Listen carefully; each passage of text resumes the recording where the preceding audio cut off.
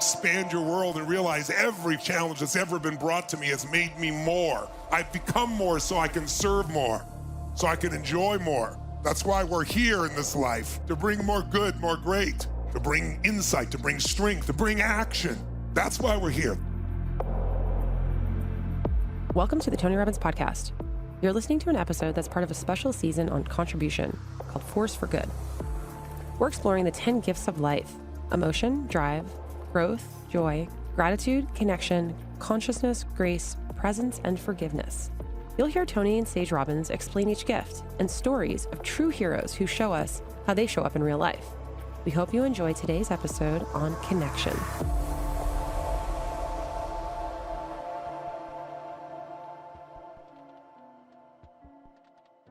All of a sudden, I started entertaining this crazy thought of, what if I just leave everything I've ever known behind? What if I just scrap it all and start over and actually give myself a chance to design a life that I am proud of? What I wanted was to create a purpose and create a project that was bigger than myself. What I wanted was to get on a path that would impact me and impact others. I didn't want to just do this for me. That's where the idea for my social experiment came up, in which I challenged myself to circumnavigate the globe by couch surfing. However, never using the website, but rather using human connection. The voice you just heard was that of Celine DaCosta, who made the daring decision to leave behind the life she thought she wanted, the life she had always been told she should want, to travel around the world by sleeping on strangers' couches. People told her she was crazy, that she was courting danger, and she might agree with them now. But at the time, Celine was so fed up with her life that she was looking for any way to escape her mundane and meaningless day-to-day. Compared to the despair she was feeling, her plan to travel around the world by couch surfing, dangerous though it might be, was the exact escape she needed. But what Celine discovered on this trip is that she didn't need an escape from her life. What she needed was to dive into the deep end of life, to feel things more wholly, to express herself more authentically, and to truly connect with those around her. Celine found the literal and figurative power of love and connection, and she rediscovered herself along the way. Today, you'll hear from Celine and a recovering workaholic who has devoted his life to giving back to the community that has given him so much in Costa Rica. You'll hear a theme in each of these stories. When we set out to help others, and when we open up to them in the process, the connections that we create end up changing us too. Love and connection are gifts for both giver and receiver. Connection reverberates and amplifies as it's shared, building bridges that take us places we never thought possible. All we have to do is be open to it. Take a listen to what Tony has to say about love and connection, and consider, where could human connection take you?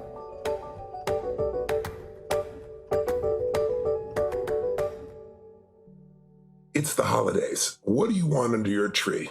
What would be the ultimate gift for you? What's a gift that you'll never forget? What's a gift that would penetrate your soul?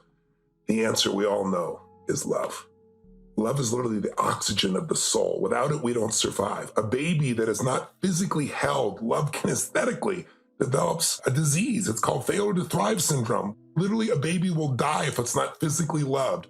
Our competitive advantage, what the universe or God has given us, is the grace of love, because out of love, we will do things that we will never do for ourselves, the love of those that we care about. The challenge is people are constantly looking for it, trying to get it. And when it doesn't come in the form that they want from the person they want, they're angry, they're frustrated, their expectations aren't met. And yet there's another kind of love, generous love. A generous lover is someone who just gives love to anyone and everyone. You could look at it as simple as a thing called kindness. You know, so many times in people's lives, they treat the people closest to them in ways they'd never treat a stranger.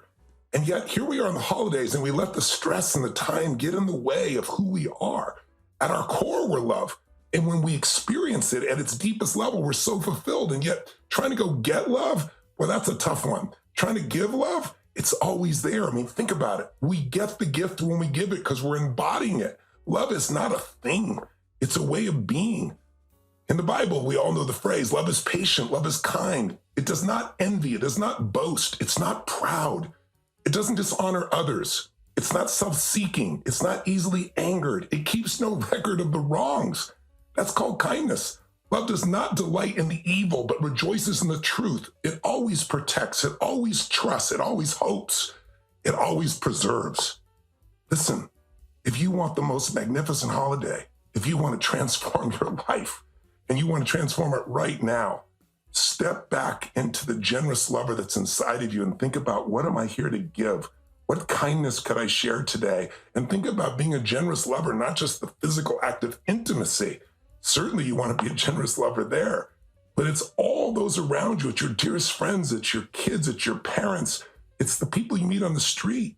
We're also conditioned in this world to try to get what we want instantly, and technology has really helped to make that happen, hasn't it? We expect humans to respond like technology. I should push a button and you give me what I want right now. But that's not how the human being or the human spirit, the human soul works.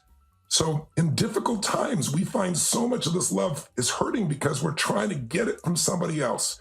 What if the spirit of this holiday, the ultimate gift you could give, was your patience, your kindness, your honoring of others, your acknowledgement, your capacity to let go of things, even if you were wronged?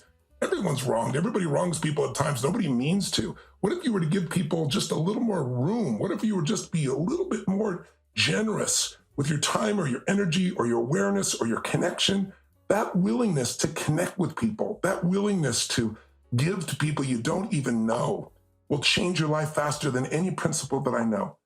You know, the secret to living is giving. So give that love. And think of it this way. There's 4 levels of love. There's baby love. I ask people all the time, are babies really generous lovers? Are babies really loving? And people always say yes. And no, it's not true. Babies only love you if you give them what they want. If not, they scream and cry. And that's okay at that stage of life. But some people are 40 and they're still like level 1 love, one-dimensional love. Level 2 love is horse trading.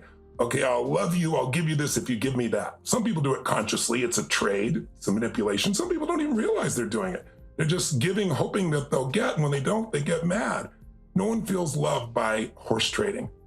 Then there's real love. It's just who you are. You just give it because it's what you're made of. And when we do that, that's when we feel the most alive. That's generous love. And the ultimate generous love is 4th dimensional. That's when you love someone who's really not been good to you. That doesn't mean you keep them in your life. That doesn't mean you let them abuse you. But if you look around and you see some of the greats in history, there are people that were able to give love, even though they don't let somebody hurt them. You know, the Dalai Lama loves, again, prays for those soldiers who've destroyed a part of his country, and some of them actually hurt his family. He doesn't look down on them. He hopes that they'll be released